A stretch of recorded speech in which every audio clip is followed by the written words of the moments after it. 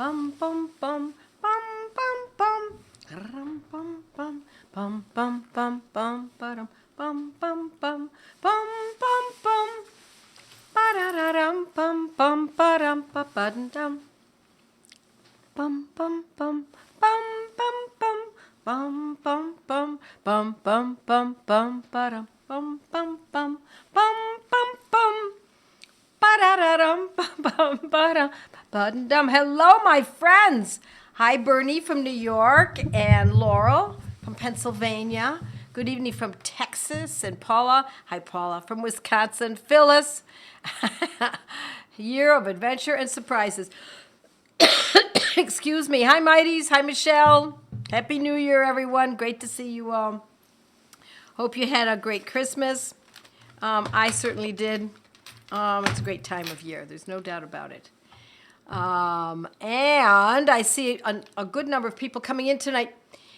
This is a discussion that should be, I think it's going to be pretty interesting. So for those of you who don't know me, my name is Joette Calabrese.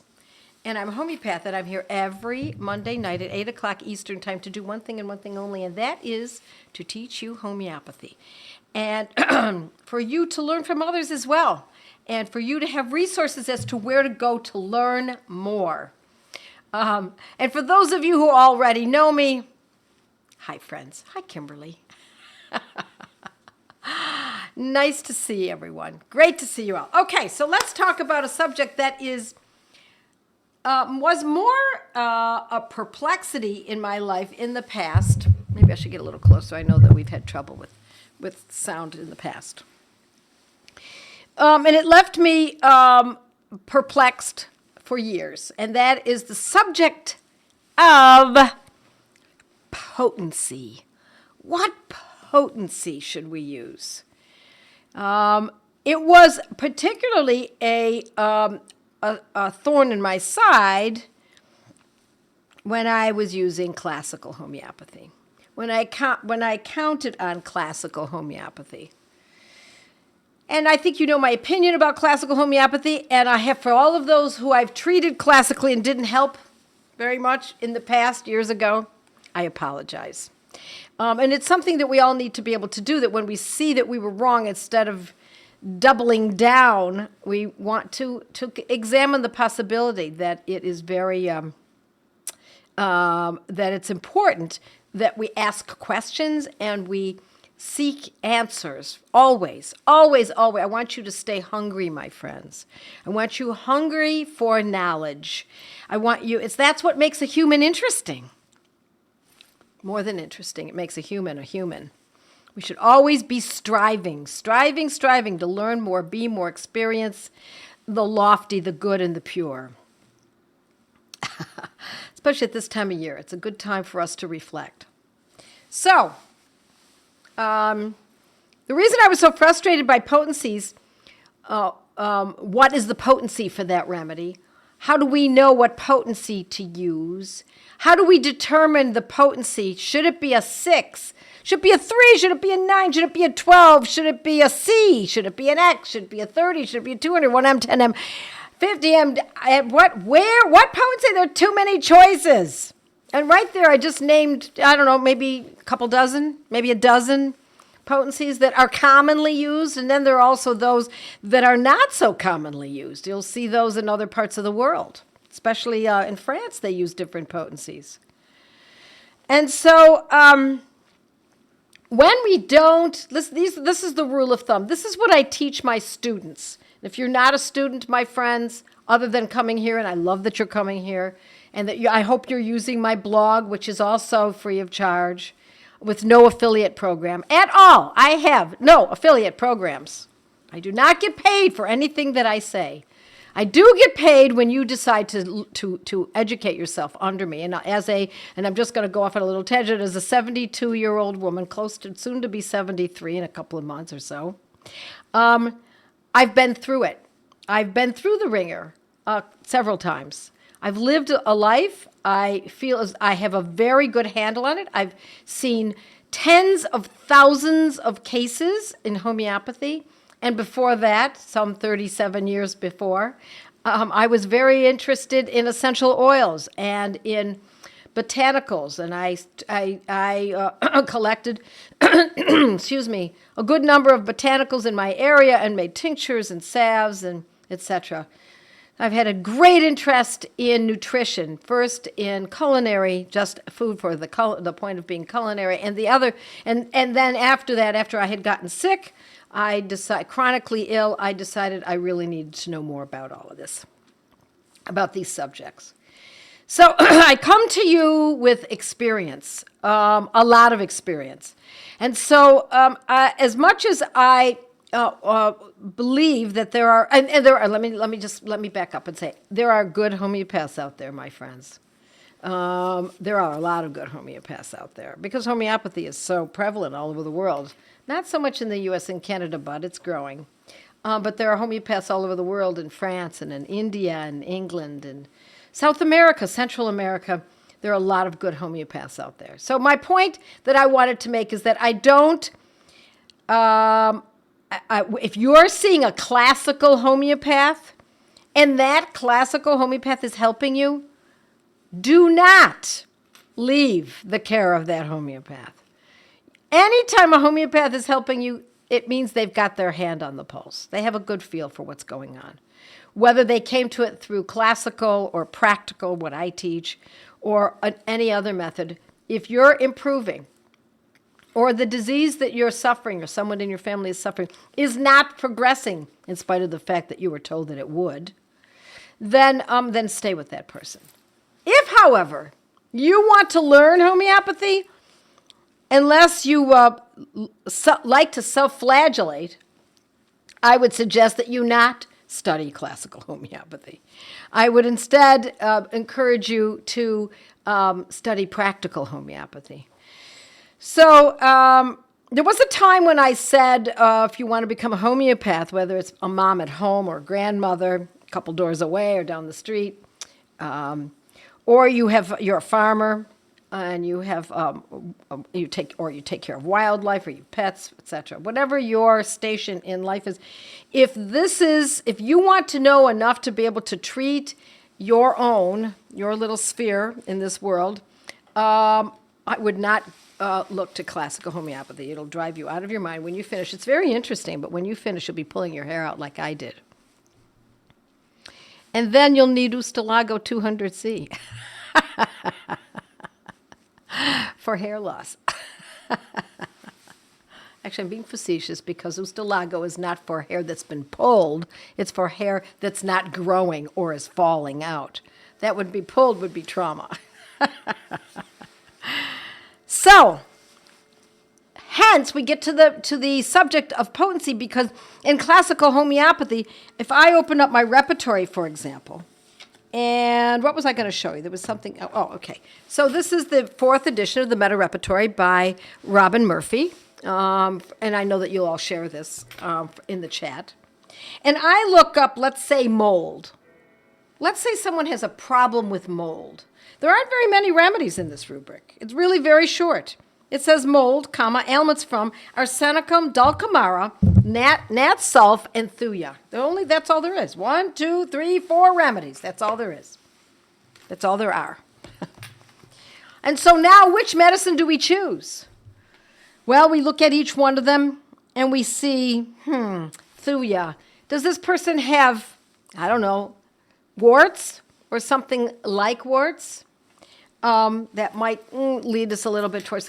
Is this person worse ever since?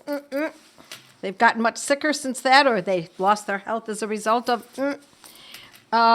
Or is, let's see, that would be thuya. And how about arsenicum? What if it's, is this person have burning in the stomach or itching on the skin or anxiety? No, none of those. No, all it is just in the mold, I'm worse. That's all there is. Dulcamara, we could look at dulcamara too. We could go through each one of these medicines and figure out whether or not any of them fit this person's other aspect of their life. But we get to nat sulf. I automatically choose nat sulf without asking an awful lot of questions. It often acts. I don't think we need to distinguish between those four necessarily when we have a medicine that we know acts for a very large percentage of the population. And that self has always been, not always, is often a good choice for when someone is made sick from mold. So would I give this, let me say parenthetically, would we use Nat Sulph, my friends, if the person can't sleep at night, and she has menstrual cramps, and she has a lot of anxiety, and then when she goes into a moldy house, she sneezes? What's important there? Is the moldy house with sneezing the issue? Well, it could be if she's sneezing all day because her house is moldy, and she has nowhere else to live. She has no choice, and she must live there. Then we might hold that Nat Sulph as something that could be strongly considered. Okay? So let's say we're going to use Nat Sulph. How do we know what potency to use? Do we use it in a 3? As I said earlier, a 6, a 9, a 12, 30, 200, 1M, 10M, 50M? Do we use it in an X or a C? How do we make a determination like this? Well, when I said that you would end up pulling your hair out if you studied classical homeopathy, is that you work and you work and you work and you learn to I hope you do. I don't know. Maybe the schools don't do this as much. This is what I teach in our academy: is how to navigate this repertory. And when you learn how to navigate it deeply, so that you feel you have some comfort, kind of dancing about the pages, you'll get more and more cases that you'll be taking, and you'll be learning more and more, and you'll see that, of course, there is no potency written in the repertory.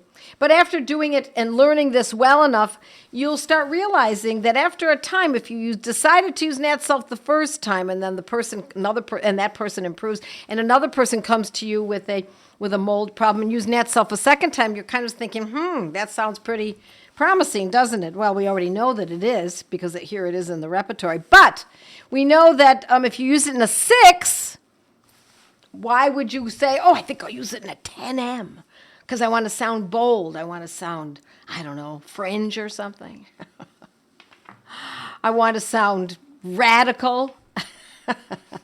And someone who doesn't like to follow the rules of people who are far, far, far advanced of them. No, instead, my friends, we would use it. We would find out, it wouldn't take long for us to figure out, that it's often a low potency. And why would we automatically make that assumption? Well, the first thing that I would think of is we would use it in a 3 or a 6 because Nat Sulph, my friends, is a cell salt. And cell salts do such great work on low potencies. They can also be great in a 200, my friend. Don't think for a second that cell salts can't be used in higher potencies. They can work nicely in a 30, even in a 1M when needed. But generally speaking, cell salts are used in a 3 or a 6. More often in X's. Sometimes we see it in a C, but generally in X. 3X, 6X. Sometimes we see cell salts in a 12X. Not generally Nat Sulph, but others. Okay. So there's a clue. That's a clue I want you to think about. Now, had I chosen Thuya, and I knew that the person had this ailment from mold, and had and was sick ever since then. In fact, perhaps we could even put the two together and say, ever since I have not been able to go into my basement. I can't go there. I get as sick as a dog. I'll be sick for hours afterwards. It's not worth it. I'm just not going into the basement. So if we see that someone has ailments from, and they have, the rubric tells us that Thuya is one of the medicines to consider, might we not then consider, I'm not saying you absolutely jump on it. I would expect you to open your Materia Medica and read up on it. But might we not consider that? And if that's the case, and we know that we often use Thuya in one of two potencies, generally speaking, for ailments from then we're going to use that potency, 30 or 200. So what we're looking for are patterns that we can pick out from the past. Ideas that we've seen in the past in homeopathy. In homeopathy. My friends, I don't want you to throw out what you might know naturopathically. But what I do want to see is that you stay focused in this method. Because if you start straying and looking into, I don't know, muscle testing or laying of hands or et cetera, you're going to minimize your opportunity to master this. Let's start with just that alone. Okay, let's just start with that. Not that I don't even believe that those methods hold enough water or whatever my opinion is on other methods is not important. What's really important is if you want to get this, and you have the ability to do so, if you want to get this and really master it, tune out all the noise. Get rid of the cacophony. Focus in on learning this. And then when you become a great master in homeopathy, then maybe you go off to another tangent. But let me also tell you, you probably won't. Once you master this, there's no turning back, friends. This is the cadence. There's no turning back. Let's see what kind of questions are coming in.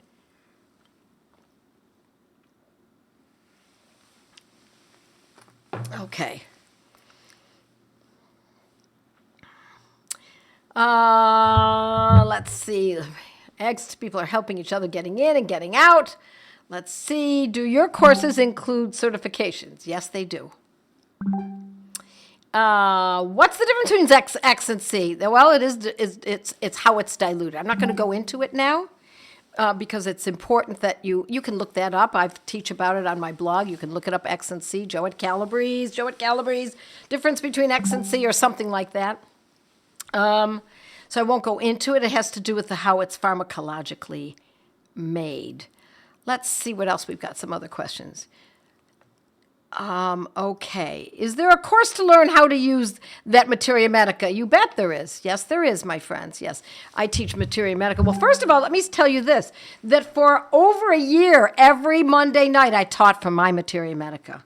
So you could probably find that if I don't know who's with me tonight. Is it Natalie? Is Natalie? Whoever's with me tonight, then please see if you can find that and post that up there for it, okay? Okay. All right, I think people are helping each other here. I've had the same experience. Practical homeopathy has been such a blessing for our family. It's absolutely so, isn't it? I think I know who that is. Authentic Health. Hi.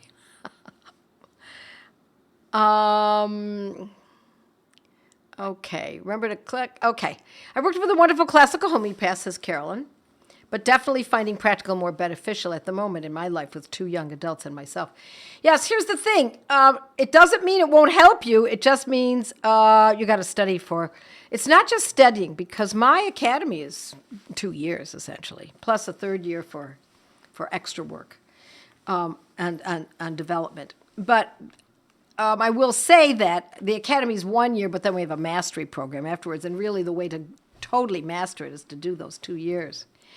And then when you're finished, and even if you're not, even if you don't go, I'll bet many of you have already been using practical homeopathy and seeing results, right? Without ever even having to go any further. Isn't that so? You haven't even had to go any further until you get to a roadblock on a condition that's out of your league, that requires more experience. And then you decide, okay, I'm going to go to the next course and see what I can learn there. So it is a matter of experience. All righty. Yeah, Shelley says her daughter was just given Nat Sulf for mold. Now, what if somebody hits their head 5 years ago, and they've never been well since? They've had dizziness and headaches ever since that head injury. And we want to treat it homeopathically. Now, what medicine are we going to use? If you look up head injury or old head injury or ailments from head injury, you're going to find that there are a number of them. There's cuprum, and I'm trying to think of some others right now. Cicutus verosa and gnat sulph. Oh, what? Oh, gnat sulph. It's arnica. Yeah, there's gnat sulph. So, are we going to use gnat sulph for an old head injury that has changed the person's entire lifestyle? Headaches and dizziness, and now they can't work very well because of it. It sounds like a call for gnat sulph, says Lisa. It certainly does. So now we're going to use it in a different potency. Now, I'm going to tell you, my friends, for those of you who already know, I am not going to talk about the potency here. And there's a very good reason for it. For those of you who know what potency it is, you know it's a high potency. For those of you who are new, it really requires more information than just knowing the name of a remedy, the potency, and the frequency, but it's because it is a high potency. But we would never use, so I'm going to ask you, to please, for those of you who are sharing, to not put out the potency of gnat sulph. It's something that people can learn, but they need to learn a little bit more about it before they employ something like that. Okay, so gnat sulph 6X is great for mold, ailments from mold, disease from mold. And gnat sulph high potency is for ailments from an old head injury. How shall I say? Potency matters. And it's not in this book. This is the map. This is the pathway. But then we still have to learn potency. How do you do that? How do you learn potency? How did I know this? How did I learn this? Well, some of it is through experience. In fact, a lot of it is from experience. Just like I described earlier, give gnat sulph 6X the first time for the first person who has that mold problem, and it acts, then you go to the next one. So, yes, you're right, Lisa. It's also for asthma. Gnat sulph is one of our best medicines for asthma. So, now that you know that the way I've learned this is that I had experience, you should also know that there are protocols. What is a protocol? A protocol is when we know this is the condition. We know the condition, ailments from mold. This is the medicine that's attached to this condition with its potency, 6X, and also with its frequency. That is a protocol. And a protocol is established by homeopaths of old. If it's a conventional medical protocol, it's established by doctors of old. It's been established through the literature over a long period of time. Okay? So this comes from learning protocols, and it absolutely matters. I'm going to give you one more. You're acting as though I need to, okay, good. I'm going to give you another one. Arsenicum album. If we use it in a 3, imagine I was going to draw this, but then I thought it might come out backwards, and then I just didn't have time to put together my marker and everything. If you look at the side view of the number 3, it's not side view, but it looks like the side view of a woman with a belly, like breast, right? And belly. Arsenicum 3 looks like that. It's not for the breast, but it is for the belly. So arsenicum 3 is a great medicine that we use for stomach issues, certain stomach issues, particularly if there's burning. Not all stomach issues, but certain ones. And the reason I'm telling you this is because I want you to think if you're repertorizing and you look and you're trying to find the remedy for the stomach and you say, okay, arsenicum album seems good. All right, this sounds really great. Then indeed, we're going to use that medicine, but what potency? Yep.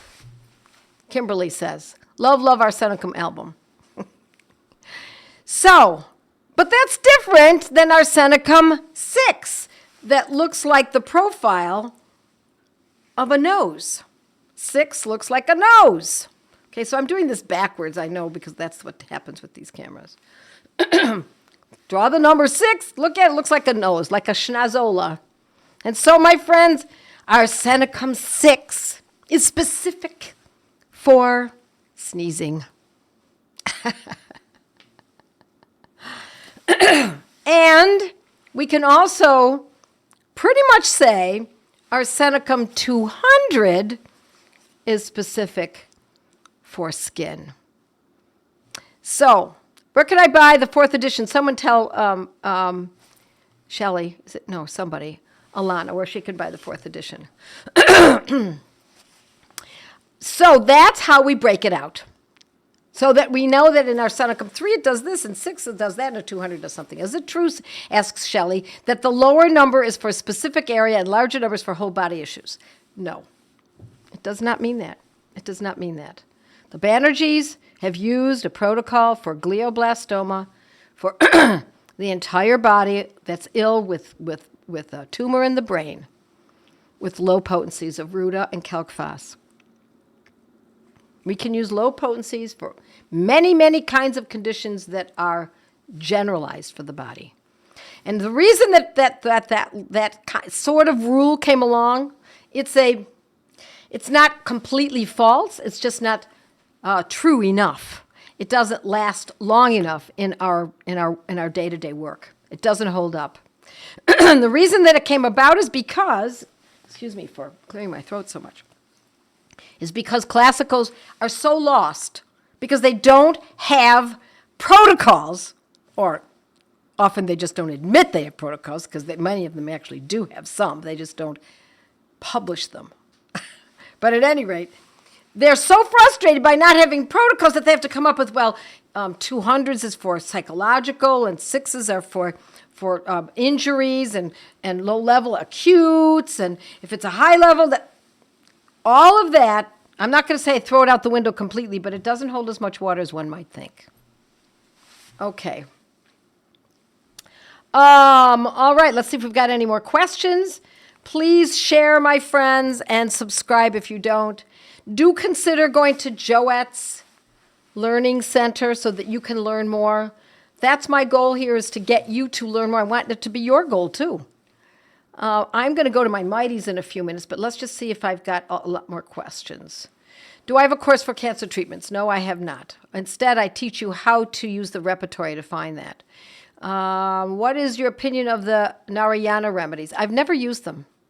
I like to use remedies that have the protocols that have been used clinically for 120 years. Those are the ones that I have the most faith in, and that's the Banerjee protocols. And especially since clinically they were seeing 100 patients per day, and there were 12 of them at 1,200 patients per day over a period of 120 years. Those are the protocols I like. Those are the medicines I like. Now, I'm not saying there are other medicines that don't act, but I like to hang my hat on something that has lots of clinical evidence. All righty, let's see. Is it true that peppermint can negate homeopathic remedies from working? Yes, it can. Yes, it can. It depends on how much peppermint and what is it that you're working. I mean, in other words, are you having peppermint every 4th day, or if it's in toothpaste and you've got a pretty sensitive person, I would not use peppermint. I'm trying to figure out where to start with my family member that has bipolar. If I should do the good gut course first and then mental. No, I would do mental first. I would do the mind course first for that, for conditions such as that. But it does have a lot to do with the gut, my friends. That does have a lot. Okay. Let's see.